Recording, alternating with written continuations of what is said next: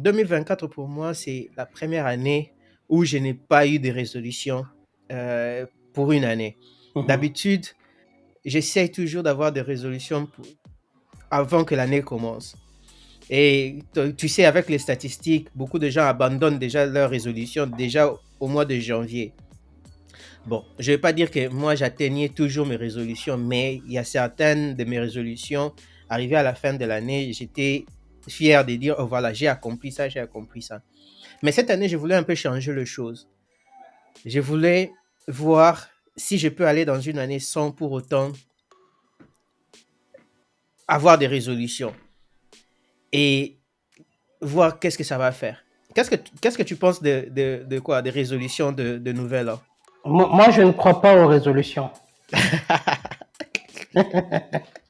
Je ne crois pas aux résolutions. Ça marche pas. En réalité, ça marche pas. Comment ça? Bon, c'est quoi une résolution d'abord? Est-ce que c'est une décision? Est-ce C'est que c'est un souhait? Est-ce que c'est un plan? Comment tu définis une résolution? Ouais, ça c'est une bonne question parce que ta question me fait maintenant réfléchir pour dire ben voilà, euh, si c'est un engagement, ça veut dire que je m'engage, peu importe ce qui se passe, à accomplir cet objectif. Si c'est j'ai un plan, ça veut dire que j'ai un plan qui soutient cet engagement pour atteindre un objectif.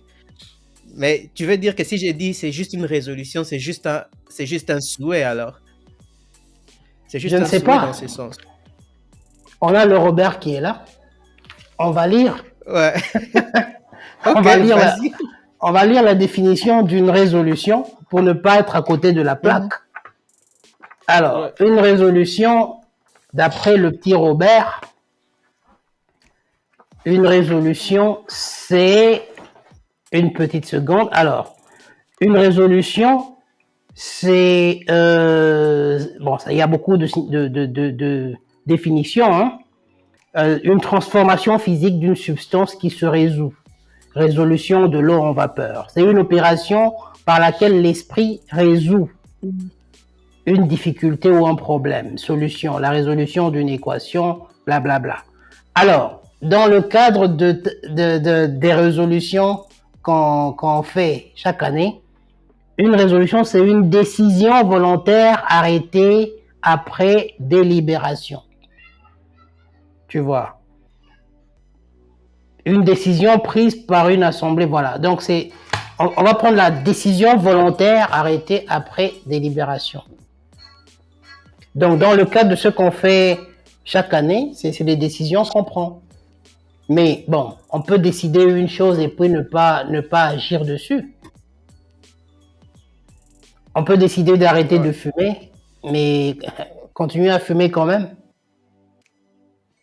On peut Ouais. décider... Mais, Oui, c'est pas ce que tu en mais, penses. mais dans son livre Réveille les géants en toi, en Hum, anglais c'est Awaken the Giant Within de Tony Robbins, il explique un peu la décision dans un autre sens. hum, Quand tu dis que je décide de faire quelque chose, pourquoi les gens n'arrivent pas à réaliser cette décision? C'est que c'était juste un souhait. Parce que hum, quand tu décides réellement, tu vas en action. Donc pour lui, dans le livre, il explique que tu peux changer ta vie, c'est la décision qui change une vie. hum. Tu peux changer ta vie en un instant. On ne change pas sa vie pendant... Oui, il y a des petites étapes que tu peux prendre pour changer ta vie. Mais quand on décide de changer sa vie, cette décision-là, elle est instantanée. Tout va changer à partir de cette décision. Ça veut dire que tes actions, ta façon de faire les choses vont changer par rapport à la décision que tu as prise. Donc, si je comprends bien dans ce sens-là, il y a une différence entre réellement prendre une décision et juste avoir un souhait. Donc, pour beaucoup de gens, c'est que tu veux dire, beaucoup de gens, les résolutions ne sont que des souhaits. Oh, je souhaite Ouais. d'arrêter de fumer, je souhaite Hum, d'arrêter de boire, je souhaite d'aller faire du sport.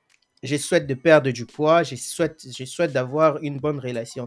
Mais ce n'est pas vraiment une décision qui est prise Mhm. pour dire à 100% je m'engage à arrêter de fumer. Parce que comment on arrête de fumer? On arrête de fumer. On n'arrête pas de fumer en marchant, en faisant des prières, en faisant des méditations. Comment on arrête de fumer? On arrête de fumer.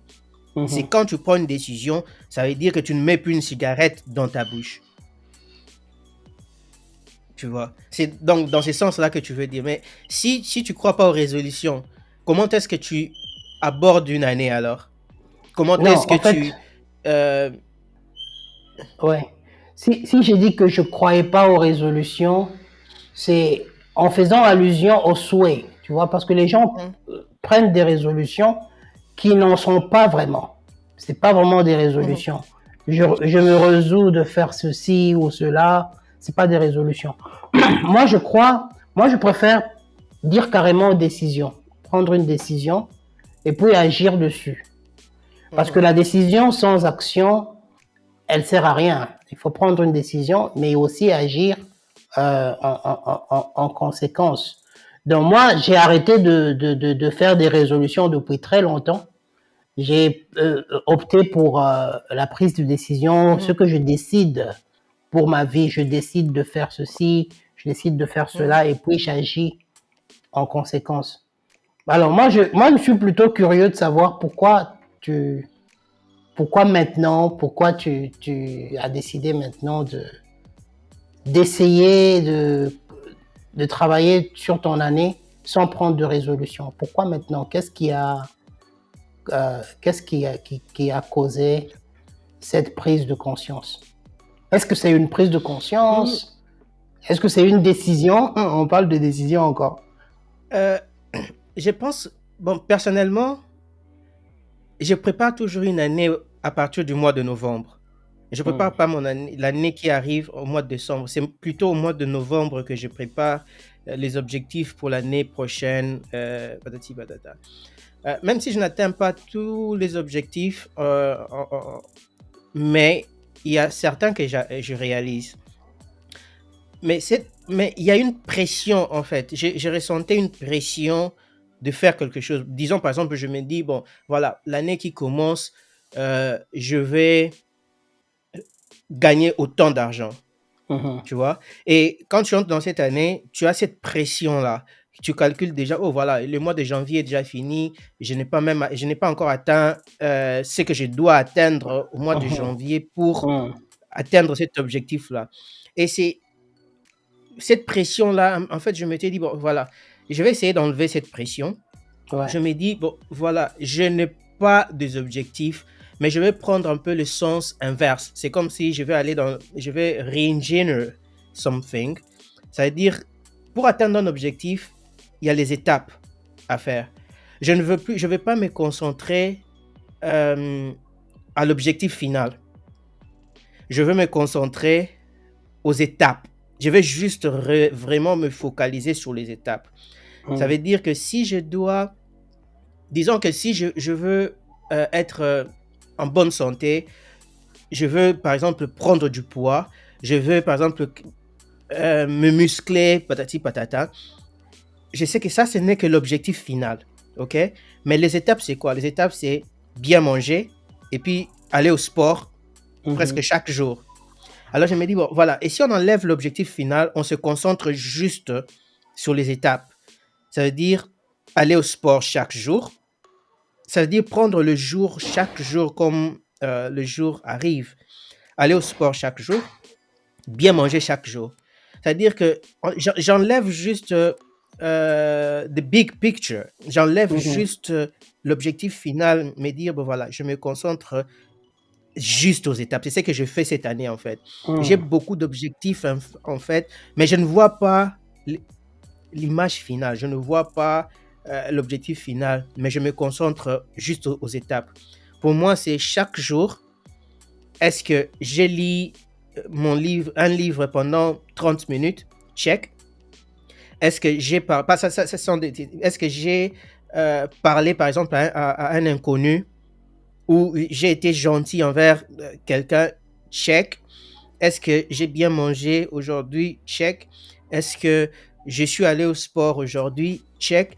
C'est-à-dire, j'ai juste choisi de me concentrer un peu le jour, plutôt Mhm. que de voir. Et je me dis, bon voilà, à la fin, je vais essayer de voir maintenant toutes ces étapes que j'ai passées, que j'ai accomplies.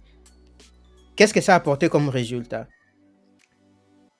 C'est dans ce sens-là. Donc, je n'ai pas Ouais. la pression de l'objectif final que je veux accomplir ça. Non, mais je veux que chaque jour qui passe, j'ai fait quelque chose qui m'amène là-bas. Mhm. C'est intéressant ce que tu dis. Ça me rappelle un peu la philosophie épicurienne qui consiste à vivre chaque jour comme si c'était le dernier jour. C'est-à-dire si tu dois lire un livre, lis-le, dévore-le comme si c'était le dernier jour que tu le dévorais. Si tu Mhm. dois vraiment profiter de la vie, profite de la vie comme si c'était le dernier jour sur Terre. Si tu dois vraiment faire du sport, prends soin de toi. J'aime cette perspective. J'aime cette perspective. En même temps, je me pose la question si ce ne serait pas nécessaire quand même de mettre les choses en perspective. Excuse-moi la tautologie. Quand je parle de mettre les choses en perspective, je parle d'avoir une vision euh, en big picture. Tu vois le big picture en même temps que tu profites du jour, en même temps tu sais où tu vas. Je pense que c'est important de garder cet équilibre. Garder cet équilibre Mhm. en ne se concentrant pas nécessairement totalement sur le big picture, mais aussi en profitant du moment, en vivant dans le moment présent. Je pense que cet équilibre est important. Je Ouais. pense que prendre une seule perspective à la fois pourrait être dangereux, à mon avis. Ça pourrait être dangereux. Si tu vis euh, uniquement dans le présent sans regarder le futur, tu peux perdre de perspective. Si tu regardes trop le futur, tu peux rater les opportunités du présent. Donc, je pense que c'est, à mon avis, hein, moi euh, j'essaye de garder les deux. Bon, je suis tombé un peu dans le piège. Je comprends un peu d'où tu viens. Peut-être en regardant trop l'avenir, on perd le présent. On vit plus dans le présent. Moi, j'étais tombé dans ce piège-là. Et j'essaye, au fait, et c'est bien que tu l'aies mentionné. J'essaye vraiment de revenir un peu sur Terre en profitant de la présence des personnes que j'aime tous les jours. Parce qu'avant, c'était pas le cas. J'étais trop, ok, je dois atteindre ça, je dois atteindre ça. Donc, je dois être focus pour atteindre ça. Mais en même temps, je ratais certaines choses précieuses. Je ne sais pas ce que toi t'en penses, mais moi je Mhm. pense qu'il faut avoir cet équilibre-là. Et... Ouais, ouais. Je pense qu'il faut avoir la balance. Parce que, en fait, ce que je suis en train de faire, c'est que tu sais que si je dois aller à Rome, je dois passer par Tombouctou. Mhm, OK? Mais je ne me focalise pas sur Rome. Je prends chaque étape. D'abord, c'est Tombouctou et après, on voit la prochaine étape. Mais comme tu dis, c'est cette balance-là qui doit toujours y avoir. Ça veut mhm, dire que quand tu veux ce que tu veux, tu connais, tu sais ce que tu veux accomplir et quelles sont les étapes qui t'amènent là-bas. Et maintenant, là, tu te focalises seulement sur les étapes et tu oublies l'objectif elle-même. Parce que tu sais que si je me focalise sur ces étapes, je vais arriver là-bas.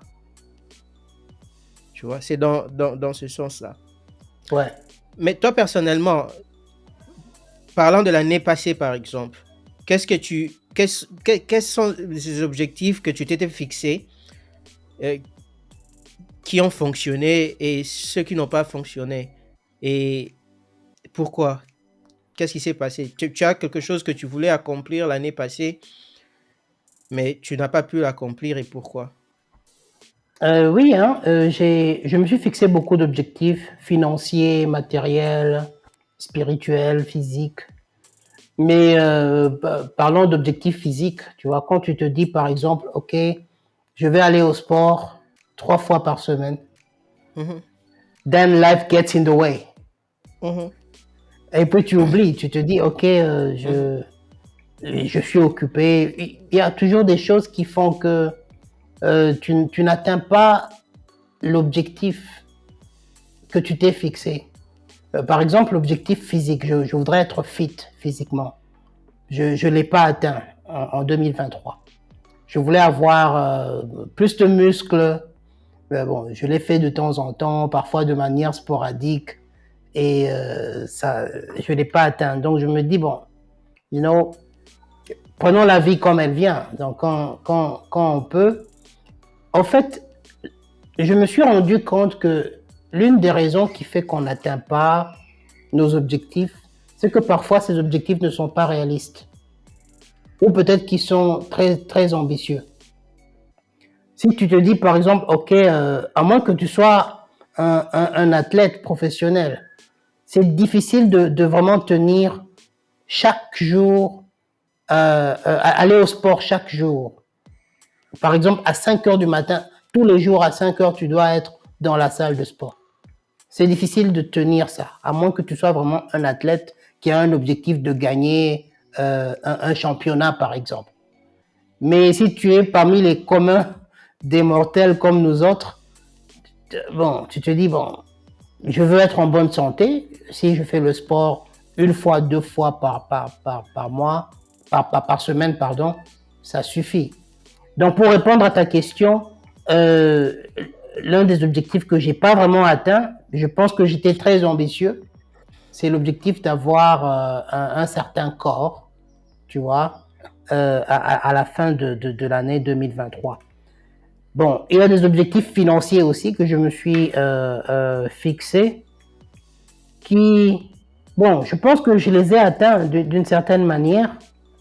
Euh, mais après, tu sais, quand on se fixe des objectifs financiers, on se dit, mais on a atteint cet objectif, bon, et puis après, on a besoin de plus. On n'est jamais satisfait hein, Mhm. quand on atteint surtout les objectifs financiers. On n'est jamais satisfait, on veut plus. On se dit, ah, je l'ai fait, ok, what's next? Mhm. Et donc, voilà. Donc, pour répondre à ta question, ce sont les deux objectifs. Un objectif atteint, un autre objectif pas atteint. Bon, mais je pense que même si on n'atteint pas les objectifs, il est important de les fixer quand même. C'est Donc, important de se fixer des objectifs. tu as mentionné quelque chose de très important. Quand tu dis que souvent on n'atteint pas nos objectifs parce que on fixe des objectifs qui sont out of reach, des objectifs Mhm. qui ne sont pas, euh, qu'on n'est pas capable d'atteindre. Ouais. C'est vrai qu'il faut se fixer des objectifs qui nous poussent en dehors de notre zone de confort, Mhm. mais ça ne doit pas être des objectifs vraiment très éloignés à atteindre parce que ce que ça fait, ça nous démotive. Mhm. Et ça, quand on est démotivé et qu'on n'accomplit pas un objectif, ça nous donne en fait, ça fait qu'on ne puisse pas croire en nous-mêmes, qu'on n'est pas capable d'accomplir quelque chose. Mais en réalité, le problème, c'est que nous avons fixé des objectifs qui étaient pas atteignables, si je peux dire comme ça. Mhm. Donc ça introduit le concept de SMART goals. Tu peux parler de ce concept de SMART goals. Quel genre des objectifs qu'on doit fixer? Parce que c'est important qu'on fixe des objectifs que nous pouvons accomplir, parce qu'en les accomplissant, nous gagnons en confiance et on se fait confiance et on croit en soi et ça nous donne cette force d'accomplir encore beaucoup plus. Mais si on rate nos objectifs, ça nous démotive, on croit de moins en moins en nous-mêmes et on va dans un spirale et on n'accomplit plus rien parce qu'on se fait plus confiance. Quels sont les Mhm. genres d'objectifs que nous devons nous fixer alors? Bon, alors j'aime bien le concept SMART parce que c'est non seulement SMART, mais aussi ça permet en fait de nous rappeler que les objectifs qu'on se fixe soient spécifiques, mesurables, atteignables, réalistes et limités dans le temps. C'est un peu comme la gestion de projet. Tu ne peux pas commencer un projet sans définir le temps que tu prendras pour réaliser ce projet. Sinon, tu travailles indéfiniment. Par exemple, si tu as un projet de lancement d'un site web, je dis n'importe quoi, ou encore tu veux sortir une chanson, si tu es musicien, il faut avoir une date. Il faut avoir une date de sortie. Et donc, à partir de cette date-là, tu travailles sur des choses, je sais pas, tu choisis ton équipe, les instrumentistes, le guitariste, le pianiste, celui qui sera à la batterie. Tu vas définir la fréquence à laquelle vous allez faire des répétitions. Tu vas définir la maison la maison de disque avec laquelle tu vas travailler pour sortir ton disque, disons, le 1er mars. Donc, il faut d'avoir un objectif, il faut que ce soit spécifique. Alors, comment tu vas mesurer que tu as atteint ton objectif? Il faut justement définir les indicateurs de succès. Mais avant de définir les indicateurs de succès, je pense qu'il est important de définir le succès. C'est quoi le succès pour toi? C'est quoi le succès pour toi? Parce que chacun a sa définition du succès. Et j'aime bien le concept du pourquoi, définir son pourquoi. C'est très important de définir son pourquoi parce que c'est ce pourquoi-là qui va te donner la motivation nécessaire pour atteindre tes objectifs. C'est bien de parler de SMART, c'est bien de parler des objectifs spécifiques, mesurables, qu'on peut atteindre, qui soient réalistes et qui soient limités dans le temps. Mais je crois que chacun de nous doit définir sa raison d'être. Pourquoi tu fais ce que tu fais? Pourquoi tu es ce que tu es? Pourquoi tu le fais? Il faut pas qu'on tombe dans le piège de la pression sociale. Parce que les autres font ça, moi aussi je vais faire ça. Je vais me fixer des objectifs SMART. Parce que j'ai vu que David a fait ça, et il a posté ça sur Instagram, qu'il a atteint ses objectifs. Et donc, ça crée une pression sur moi. Ok, moi aussi, je dois me fixer des objectifs SMART comme David pour les atteindre. Moi, je pense que le plus important, au-delà de se fixer des objectifs SMART, il faut savoir son pourquoi. Avant de savoir son pourquoi, il faut aussi définir le quoi. C'est quoi comme objectif? Mais le pourquoi est central. Ensuite, le quoi et enfin le comment.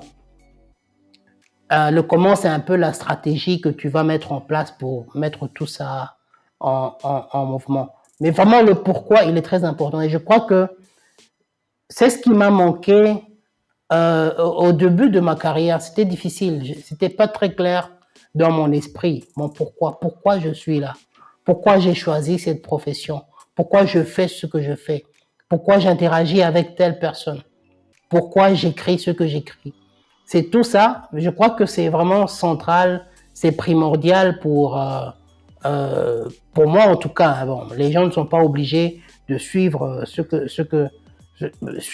je dis, mais j'ai vécu ma vie sans vraiment savoir pourquoi je fais ce que je fais.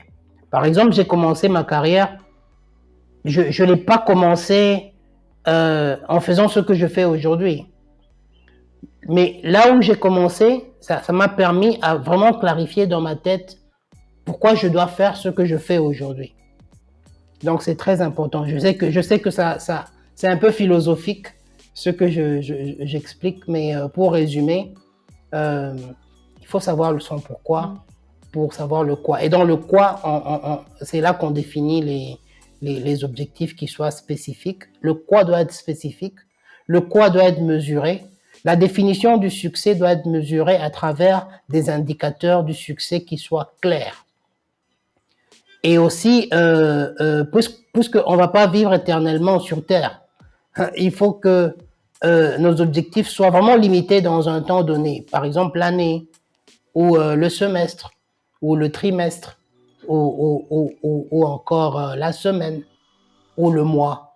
Donc, je pense que pour revenir à ce que tu disais avant, avoir une vision de loin et vivre dans le présent en même temps, je pense que c'est important d'avoir cet équilibre des choses, avoir une vision de loin, mais ne pas négliger le moment présent, ne pas négliger le trimestre.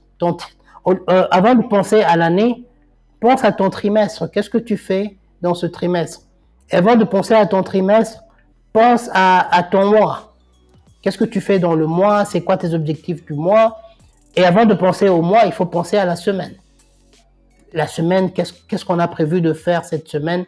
Ce sont ces petits pas, ces petites victoires qui vont nous permettre d'atteindre nos objectifs. Je ne sais pas si j'ai résumé. Et même au-delà de la semaine, il faut penser au jour. Comment on passe notre temps sur notre journée, comment on s'organise, quelles sont les décisions qu'on prend chaque jour.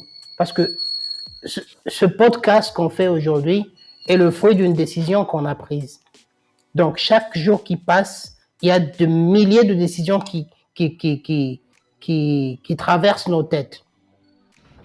Et c'est à nous d'avoir ce discernement et de prendre une décision qui contribue à notre pourquoi. C'est comme ça que je vois les choses. Quelle est la décision qu'on prend chaque jour qui contribue à notre raison d'être, à notre mission, si tu veux. Certains parlent de mission, de vie, mais c'est vraiment notre pourquoi. Et puis, une fois qu'on prend cette décision, on décide de focaliser notre attention sur la chose ou la tâche ou le projet qui contribue le plus à l'atteinte de cette décision. Ça, c'est dans la prioritisation. Et c'est quoi? Oui. C'est le mot, prioritisation. Priorisation. Priorisation, ok. C'est quoi la priorité? Dans tout ce que tu as dit, c'est que tu définis un objectif qui est smart, spécifique, mesurable, atteignable, que tu peux atteindre. Mais ça doit être un peu en dehors de ta zone de confort aussi, mais atteignable quand même. Le R, c'est quoi encore? Le R, c'est... Réaliste. C'est réaliste. Ça doit être réaliste. Ouais, tu vas pas dire, bon, voilà, mon objectif, c'est d'aller à Mars ou à Jupiter. Donc, tu dois être réaliste et puis ça doit être dans un temps spécifique que tu te donnes. Mais aussi, après, il faut comprendre que ça, ce n'est que l'objectif final. Mais tu dois avoir un plan qui te permet d'exécuter pour atteindre cet objectif. Et c'est comme on dit, the journey, c'est le parcours est plus important que la destination finale. Tu vois? Parce que c'est dans le parcours, c'est le parcours qui te façonne pour devenir la personne qui mérite ce qui est à la destination finale. Donc, comme tu as dit, il faut avoir des plans pour l'année, le semestre, le mois, la semaine et même le jour. C'est-à-dire, qu'est-ce que je dois accomplir aujourd'hui qui va m'amener dans le temps à atteindre mon objectif dans le futur. Donc, c'est important. Et après, il faut prioriser. C'est la priorité. C'est quoi la priorité? Quel est le prioriser? C'est quoi le projet le plus important que je dois me focaliser?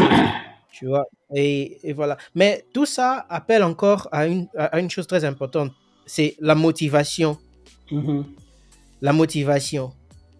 Comment est-ce que on se motive pour atteindre des objectifs? Ça veut dire que ouais, j'ai déjà des objectifs qui sont là. J'ai un objectif pour le jour, j'ai un objectif pour la semaine, pour le mois.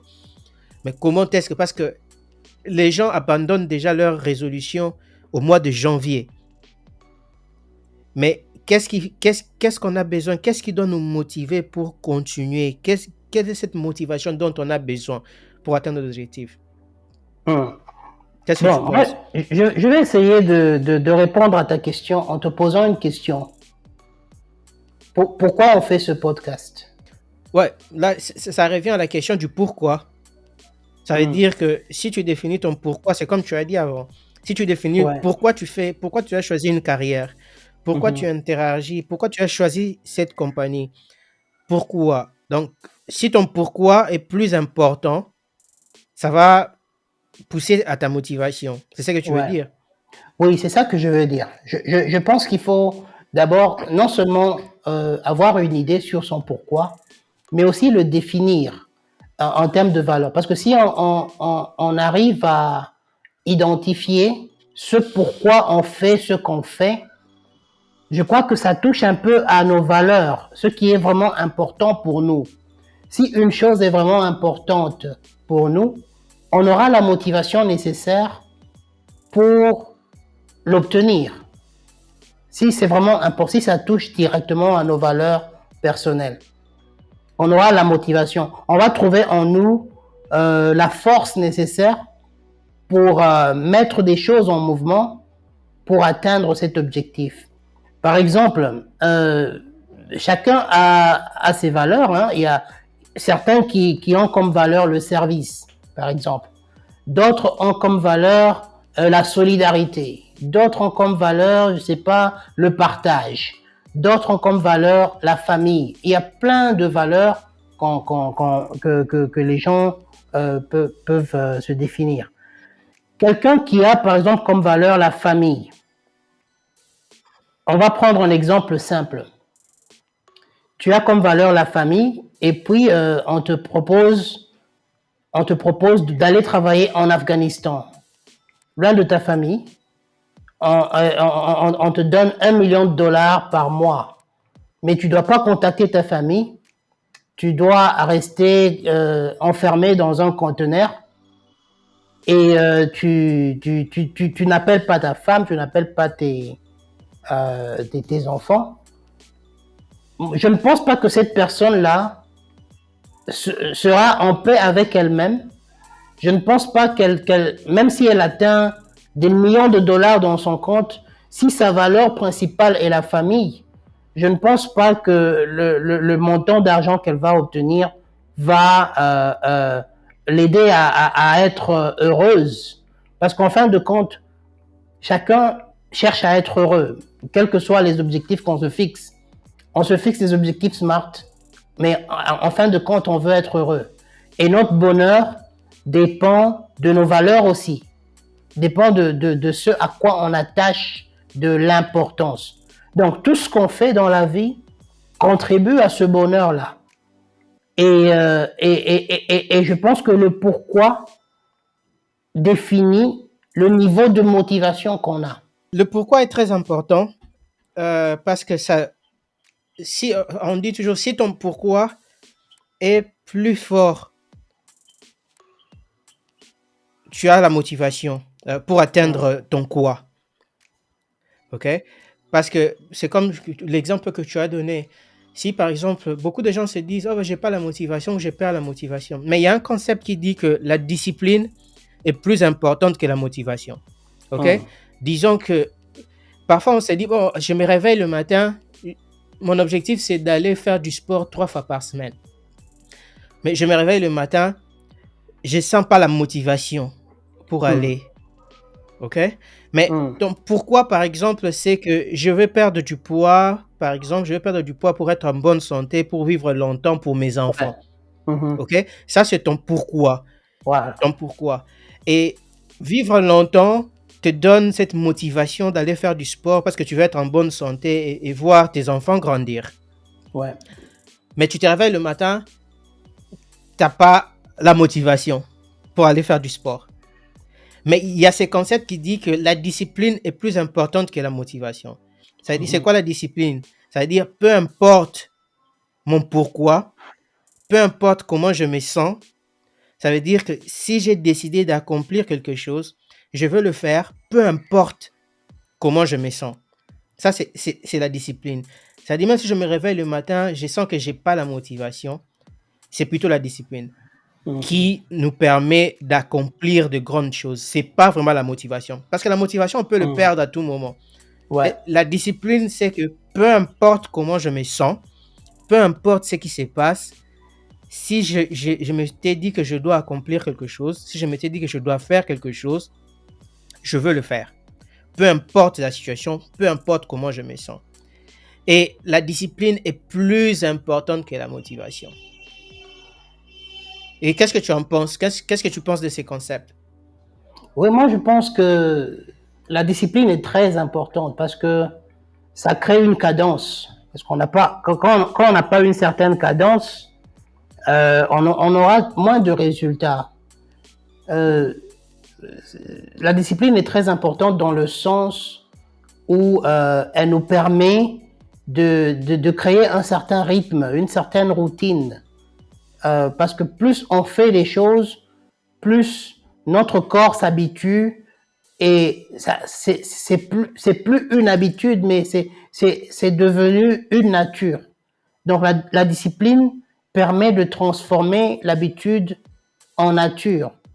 Donc si c'était difficile, par exemple, pour quelqu'un de se réveiller le matin à faire le sport, en appliquant cette discipline journalière, même si c'est difficile, même s'il n'a pas envie, même s'il n'a pas la motivation, au moins ça lui donne, ça habitue le corps à accepter cette nouvelle façon de faire pour que plus tard ça devienne comme une nature.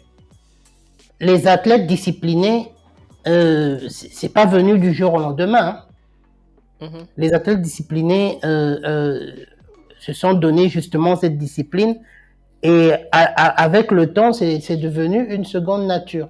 Donc moi, je pense, pour répondre à ta question, que la discipline est très importante parce qu'elle nous permet de nous transformer. C'est la discipline qui facilite la transformation personnelle. C'est la discipline qui facilite l'atteinte de notre objectif. Si on n'accepte pas d'être transformé, ça va être difficile d'atteindre nos objectifs. Mhm. Parce que l'homme que je suis aujourd'hui, c'est pas l'homme que j'étais hier. Pour atteindre les objectifs que j'atteins aujourd'hui, il fallait que je change l'homme que j'étais hier. Et pour changer l'homme que j'étais hier, il a fallu que je m'impose une certaine discipline, que j'accepte de passer par des chemins où je suis seul à marcher. C'est pas facile. Que j'accepte d'apprendre de nouvelles choses. Mhm. Que j'accepte de travailler avec de nouvelles personnes, que j'accepte d'être challengé, que j'accepte de surmonter des défis que j'ai jamais surmontés auparavant. C'est un peu sortir de sa zone de confort, parce que si on sort pas de sa zone de confort, c'est difficile d'aller de l'avant, c'est difficile de... Bon, en tout cas, c'est mes croyances, hein, elles peuvent... en tout cas, c'est ce que je crois. Ouais. Non, mais c'est important parce que beaucoup de gens, on se plaint souvent que on n'a pas la motivation. Ou sinon, bon, voilà, tu as écouté un motivateur, voilà, tu es pumped. Tu dis, voilà, je vais aller, je vais accomplir ça pour ma vie, je veux faire ça pour ma carrière. Mais au fil du temps, la motivation diminue toujours, ou on perd la motivation. Mais la discipline, c'est difficile de perdre la discipline parce que la discipline, c'est une décision, c'est un engagement. Ça veut dire, peu importe comment je me sens, si je m'étais dit, je dois lire un livre pendant 15 minutes, même si je me retrouve au lit, je suis déjà fatigué et que j'ai envie de dormir, je vais prendre mon livre, je vais lire pour 15 minutes. Parce que ça, c'est la discipline, ce n'est pas la motivation. Et ce que la discipline fait, c'est que plus on reste discipliné, plus on accomplit de choses, plus on a la confiance en soi, Mm-hmm. plus on peut croire en soi, qu'on peut accomplir des choses, plus ça nous donne encore beaucoup plus de motivation. Donc c'est très important de savoir que c'est bien bon d'avoir des objectifs, mais le fait que la plupart des gens abandonnent leurs objectifs déjà pour au mois de janvier nous montre que la motivation seule ne suffit pas. Peut-être qu'ils étaient motivés pour faire cette résolution. Mais après, c'est la discipline qui va te garder, qui va faire que tu continues à aller jusqu'à la fin de l'année pour accomplir tes objectifs. Ce n'est pas la motivation. C'est vrai, tu dois définir ton pourquoi, comme tu l'as dit, c'est-à-dire pourquoi je veux faire ça, pourquoi je veux ça. Le pourquoi peut te donner de la motivation, mais tu as besoin de la discipline pour atteindre cet objectif-là. Donc ça, Bien sûr. c'est un point important. Mais par rapport à la gestion du temps, comment est-ce que toi, personnellement, tu gères ton temps? Je sais que tu diriges 2 ou 3 entreprises, tu as une famille. Comment est-ce que tu gères ton temps? Parce que la gestion du temps, c'est un facteur important euh, dans l'accomplissement des objectifs aussi. La gestion du temps, en fait, j'ai lu beaucoup de livres sur la gestion du temps. Et aujourd'hui, mon point de vue sur la gestion du temps est que on peut pas gérer le temps. C'est impossible de gérer le temps. On peut pas. On a 24 heures. On n'a que 24 heures par jour. Comment tu peux gérer ça? Tu le gères où? Tu le gères comment? Je sais pas. La notion de gestion du temps. Comment tu gères le temps? Et même les 24 heures là, elles sont relatives. Tu vois, qui a décidé que 1 heure compte 60 minutes? Qui a décidé ça? Pourquoi? Là, Pourquoi ils ont décidé? ça, c'est la philosophie. Oui, en fait, il faut qu'on se pose la question. Pourquoi 1 heure compte 60 minutes? Pourquoi pas 30 minutes? Pourquoi pas 90 minutes? En fait, c'est une convention. Et donc, la notion de la gestion du temps, moi, je me pose beaucoup de questions. Et je crois qu'il faut qu'on revoie ça.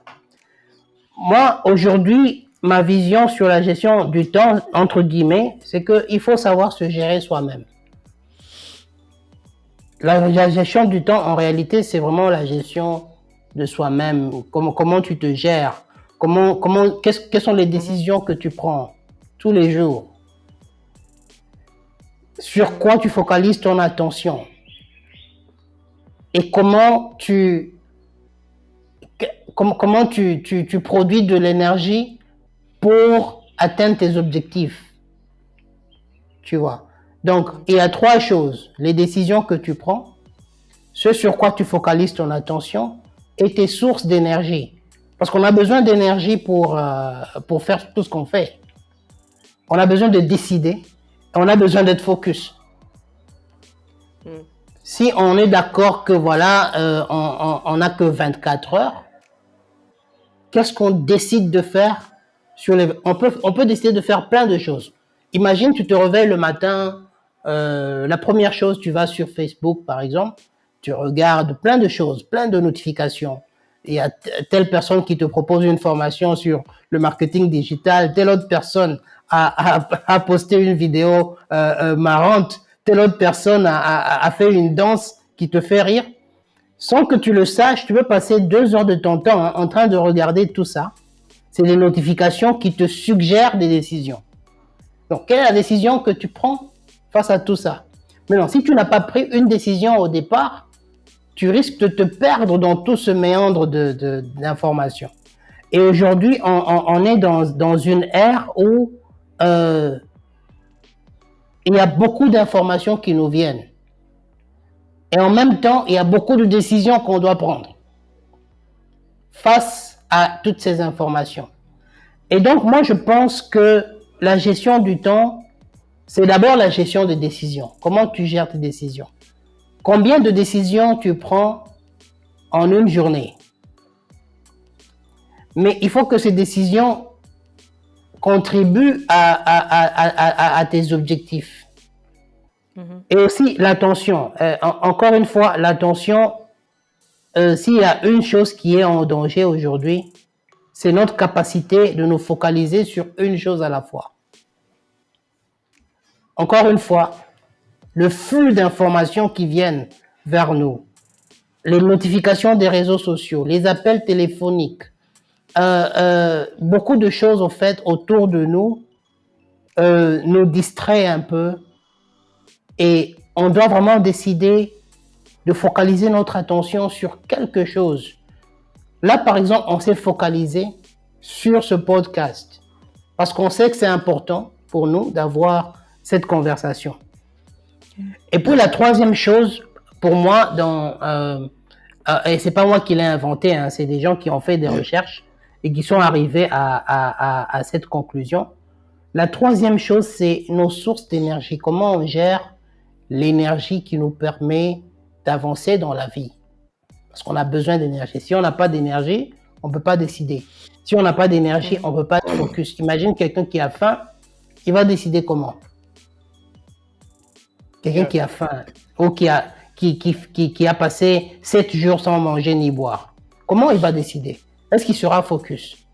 Et donc, je pense que la troisième chose qu'on doit considérer dans ce qu'on appelle la gestion de soi, où il faut vraiment définir ses sources d'énergie. Alors, j'ai lu un livre qui parle de 5 sources d'énergie. Évidemment, il y a la nourriture, il y a le mouvement, parce que le mouvement, le fait de bouger, ça permet au sang de circuler, ça permet au cerveau d'être plus focus. Il y a quoi encore? Il y a la relaxation. Quand on se relaxe, quand tu restes quelques minutes focus, ça te permet d'être connecté à toi-même et à te poser les vraies questions sur toi-même. Il y a aussi la connexion avec les autres. Le fait de parler avec les autres, ça crée une certaine énergie. Donc, il est important même si c'est des choses qui relèvent du bon sens, il est important de se rappeler quelles sont les sources, qu'est-ce qui me donne de l'énergie. Est-ce que c'est le mouvement? Mais toutes ces sources se complètent, hein. Mais il faut vraiment se rappeler, ok, qu'est-ce qui me donne le plus d'énergie? Est-ce que c'est la bouffe? Est-ce que c'est le sommeil, le mouvement, la connexion ou la relaxation? C'est tout ça qu'il faut intégrer et ça va nous permettre vraiment de gérer le temps de manière efficace. Donc, pour résumer, la gestion du temps pour moi, c'est la gestion des décisions, la gestion de l'attention et la gestion de l'énergie. Parce qu'on n'a que 24 heures. Alors, il faut savoir ce qu'on décide de faire dans les 24 heures. Il faut savoir ce sur quoi on décide de focaliser son attention. Et il faut savoir quelle est la source de notre énergie pour accomplir ce qu'on doit accomplir dans nos 24 heures par jour. Non, je disais, c'est intéressant qu'on a on n'a que 24 heures. Il y a des gens qui gagnent des millions de dollars dans le 24 heures. Il y a ceux-là qui sont en train de tourner en rond dans le 24 heures. Mais tout dépend de en quoi nous sommes en train de nous focaliser. Notre focus, c'est sur quoi. Et c'est très important. C'est comme tu as dit, on est dans l'ère de l'information où on est bombardé. On se réveille le matin, la première des choses, on est sur notre téléphone. On regarde tout le message WhatsApp, on regarde toutes les notifications. C'est-à-dire, tu te rends compte que tu as déjà perdu 1 heure de ton temps. Et c'est pourquoi la gestion du temps, c'est très important dans le sens que où est-ce que je me focalise sur quoi? Qu'est-ce qui est mon focus maintenant? Par exemple, il est conseillé que quand on se réveille, qu'on ne regarde pas encore notre téléphone, qu'on essaye d'accomplir au moins un objectif qu'on s'est fixé pour la journée avant d'aller au téléphone. Parce que déjà, quand on va au téléphone, on va lire ce qui se passe, il y a les news, ça change un peu notre mind dans le sens où, voilà, tu peux te réveiller le matin, tu vas sur ton téléphone, la première des choses que tu vois, c'est une mauvaise nouvelle. C'est fini, c'est toute ta journée qui est fauchée. Mais si tu avais déjà accompli quelque chose, au moins tu as une réalisation pour la journée. C'est comme tu as dit, c'est très important qu'on puisse savoir où va notre focus, on se focalise sur quoi. Donc, quand nous sommes en train de notre attention, où va notre attention en fait? C'est très, très, très important de savoir dans quoi nous sommes en train de mettre toute notre attention au courant de la journée. C'est très, très important. Et il y a aussi un autre conseil c'est le time booking. C'est-à-dire que quand tu te réveilles, si tu travailles pas, par exemple, ou bien même si tu travailles, quand tu rentres à la maison, par exemple, le soir, tu as 2 heures ou minimum 2 heures où tu es loin de ton téléphone, loin des distractions, tu veux focaliser pour travailler sur tes projets, travailler sur quelque chose qui te tient à cœur. C'est très important. Et c'est comme tu as dit, c'est très, très, très important. La gestion du temps revient à la gestion de soi. Ça veut dire que où est-ce que je mets mon attention? Et qu'est-ce que j'empêche, par exemple, de me distraire? Ça veut dire les téléphones, on a des notifications, nos téléphones qui sonnent à tout moment. On a tellement d'informations qu'à un moment, il faut savoir couper et vraiment être isolé de toutes ces informations-là pour avoir le temps de travailler sur ce qui est important. Tu as oublié l'énergie, hein? Qu'est-ce que tu penses Ouais, des sources d'énergie?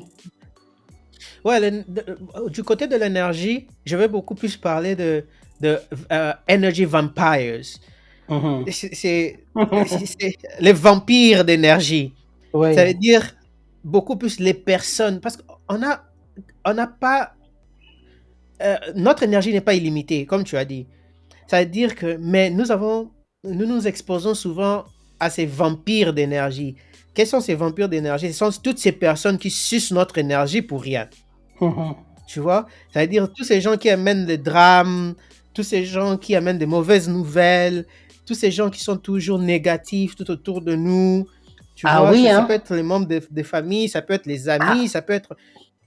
je te dis, hein. Il faut savoir distinguer ces vampires d'énergie. Et toutes ces personnes qui sucent ton énergie, il faut savoir le couper, il faut savoir s'isoler d'eux. Parce que on n'a pas un nombre illimité d'énergie au courant de la journée. C'est-à-dire, il faut savoir bien focaliser son énergie. Parce que plus tu as perdu de l'énergie, plus tu perds ton temps à écouter des drames, des négativités, patati patata. C'est ton temps qui passe, c'est ton temps que tu perds. Et c'est toute Ouais, l'énergie que tu peux mettre dans autre chose qui est partie. Tu vois, et c'est très important de se rappeler de ces vampires d'énergie. ouais. Et il Et faut il y les a, éviter à tout prix. ouais. Et juste pour compléter à ce que tu viens de dire, il y a une idée qui vient de me passer par la tête. C'est le, les vampires d'énergie. Je pensais à cette phrase. Les vampires d'énergie mettent un déséquilibre dans notre écosystème personnel. Tu vois, c'est la phrase qui me vient en tête. Quand je pense Ouais. de l'écosystème personnel, en fait, je pense à l'équilibre parce que chaque être humain est composé, j'aime croire que chaque être humain est composé d'abord de son corps, de son âme, de son cœur et de son esprit. Et donc, les vampires d'énergie, quand ils viennent te raconter des choses qui sont négatives, c'est négatif d'abord pour ton âme. Parce que l'âme se nourrit des émotions, l'âme se nourrit de tout ce qui vient de l'extérieur, ou même de l'intérieur. D'abord de l'intérieur, comment tu nourris ton âme, mais aussi des choses qui viennent vers toi. Ça peut être une belle chanson, par exemple. Quand tu écoutes une belle chanson, tu sens une émotion. Tu vois, l'âme est le siège des émotions. Quand tu entends Mhm. quelqu'un qui te parle d'une certaine manière, tu sens quelque chose bouillonner en toi. Donc ton âme s'est nourrie de ça. Alors, quand un vampire d'énergie, comme tu aimes bien le dire, vient te parler, je crois que ça nourrit aussi ton âme. Mais il faut se poser la question, mais ça nourrit ton âme de quoi? Est-ce que c'est quelque chose de sain? Et donc, si c'est pas sain, ça, ça, ça crée un déséquilibre dans ton écosystème. Tu vois, l'équilibre corps, âme, cœur, esprit, ça crée quelque chose. Ça touche d'abord ton âme. Ensuite, ça va peut-être te toucher dans ton corps. Tu sauras pas. On peut voir sur ton visage que bon, c'est pas la même chose. Tu vois, après avoir entendu des négativités, ça peut se refléter sur ton visage et même ça peut te refléter dans tes actions. Et donc, je sais pas quelle est la formule pour Yeah. se débarrasser de... Est-ce qu'on doit s'en débarrasser ou est-ce qu'on doit les aider? Est-ce qu'on doit prendre des distances?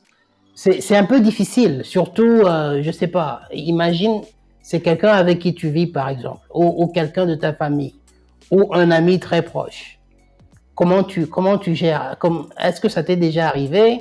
Je sais que ça t'est déjà arrivé, mais comment tu gères ça? Bien sûr. Mais c'est une question de limite. Il faut Hmm. savoir établir des limites. Par Mhm. exemple, moi, je suis une personne très optimiste. Si j'ai une idée, je vais aborder, j'ai pas abordé, par exemple, mes amis, voilà, je veux accomplir ça. Mais tu te dis, ah, sois réaliste, comment tu peux accomplir ça? Comment tu Ouais. peux? Non, ça va pas marcher. Qu'est-ce Je que crois ça qu'on a ça fait? en commun. Je crois que toi et moi, on a ça Ouais, en commun. L'optimisme. ouais, ouais. Directement, tu sens que ton corps se fatigue. Parce que Ouais, cette négativité-là a vraiment retiré une énergie en toi.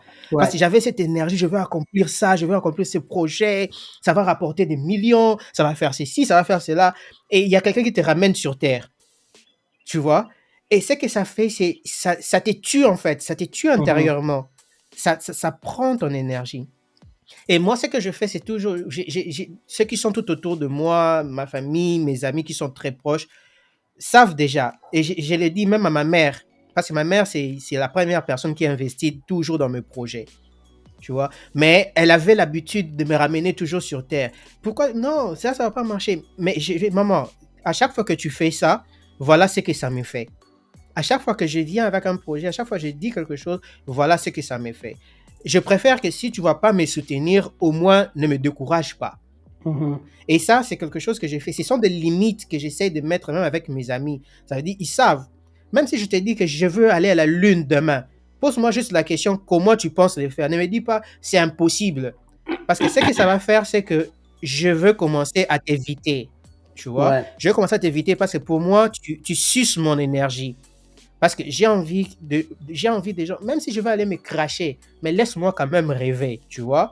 Parce que Mhm, c'est cette énergie que j'ai, je veux accomplir quelque chose, mais il y a quelqu'un qui va sucer cette énergie. Donc, il faut savoir faire des limites, surtout quand c'est avec des gens que tu vis.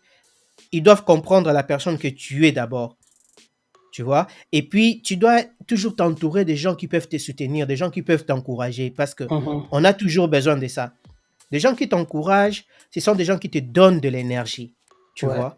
Et ceux qui te découragent te sucent ton énergie. Tu n'as pas besoin de ces gens-là tout autour de toi. Ça veut dire, ça peut être les gens de ta famille, mais tu sais, bon, ça va. Cette personne, je ne vais pas lui dire ça. Parce que je sais que, non, non, non, ça va sucer mon énergie. Ça veut Mhm. dire que tu sais à qui tu peux parler, à qui tu ne peux pas parler. C'est comme on dit, une personne ne pense qu'avec sa propre perspective. Ça Mhm. veut dire que les gens, ils vont toujours te limiter par rapport à leurs propres limites.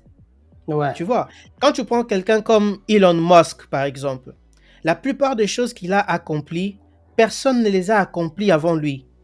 Imagine-toi qui va raconter ça à ses amis, à sa famille. Voilà, je veux accomplir. C'est-à-dire que personne n'a jamais accompli ça.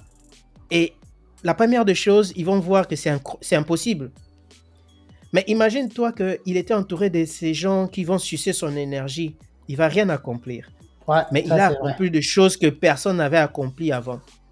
Et c'est toujours important de savoir à qui tu parles, à qui tu partages tes visions. Tu vois, on a vu ça même dans la Bible. Il y a Joseph qui a eu un rêve que tous ses frères s'agenouillaient tout autour de lui. Et il est allé raconter ça aux mauvaises personnes. Il est allé raconter ça à ses frères. Et il est allé raconter à son père.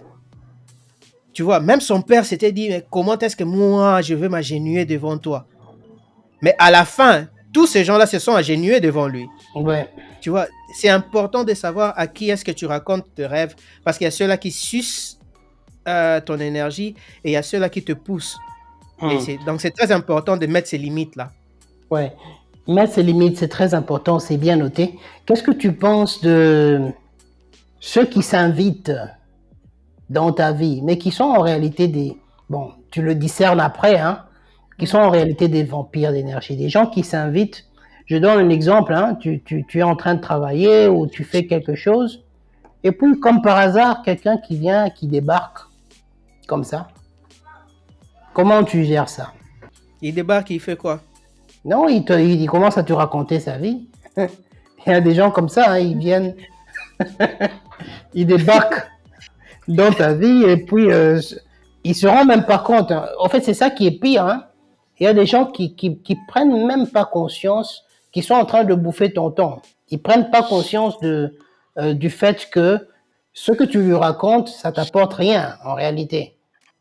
Il y a des gens qui Ouais. sont tellement tournés sur eux-mêmes qui Mhm. pensent que voilà, s'ils sont avec toi, ils peuvent te prendre 1 heure de ton temps en te racontant des histoires. Je ne sais pas si tu as déjà Ouais, rencontré des gens comme ça. non, j'ai une tante Comment? qui est exactement ça.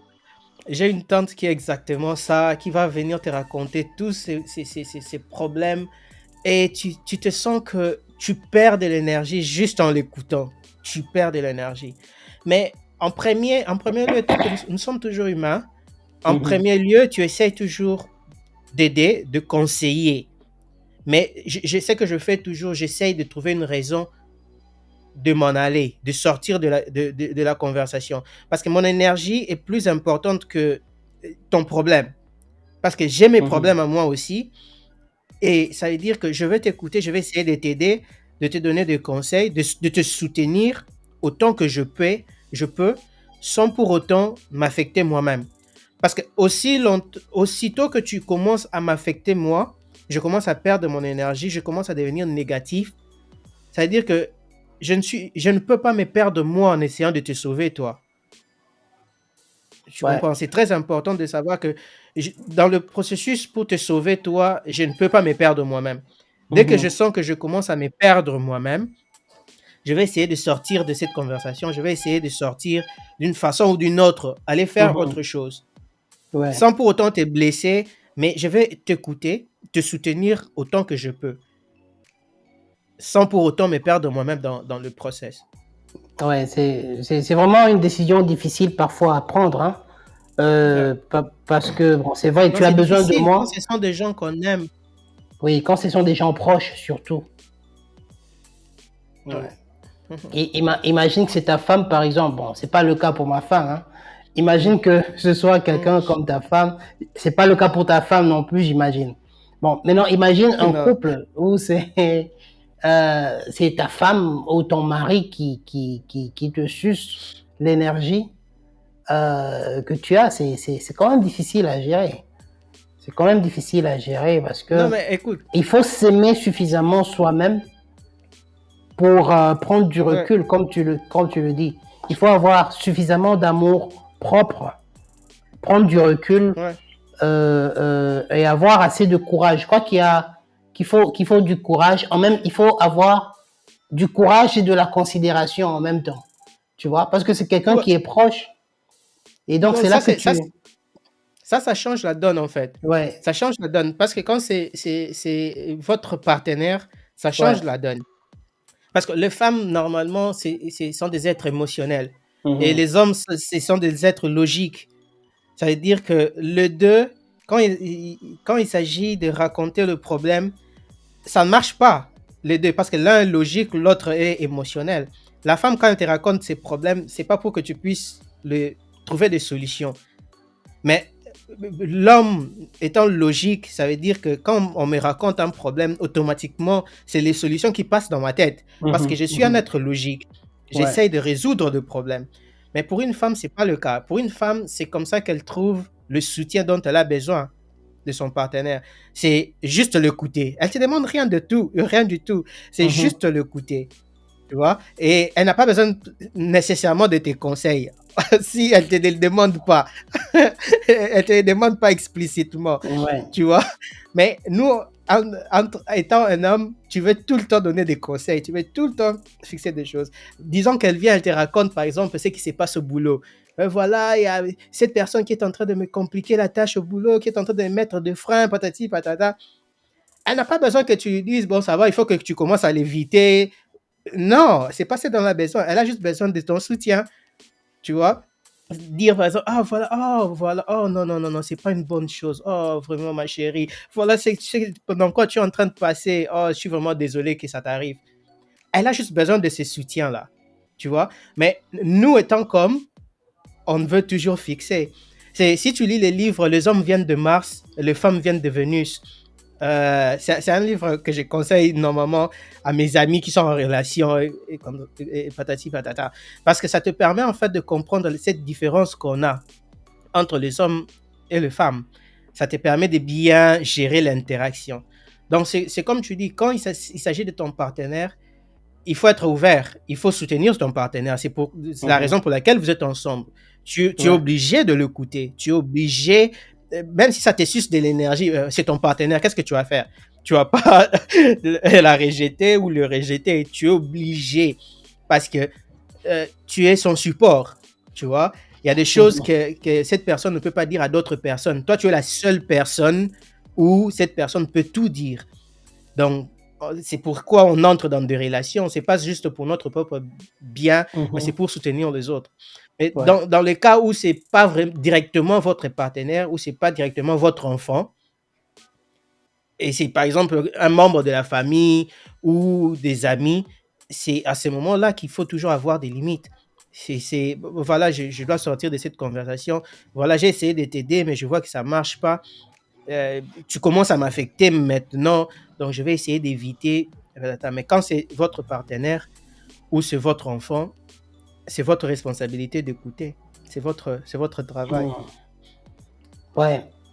En tout cas, c'est intéressant d'avoir, d'entendre tout ça. C'est une conversation qui inspire.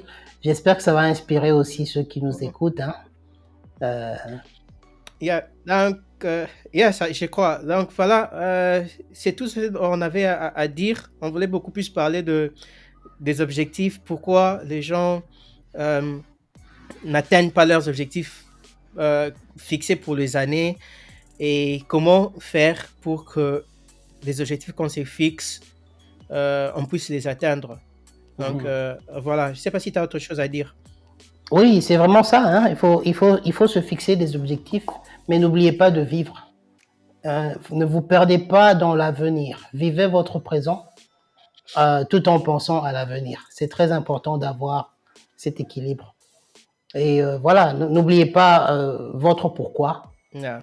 Euh, c'est votre pourquoi qui va vous aider à définir votre quoi et aussi comment arriver à atteindre vos objectifs.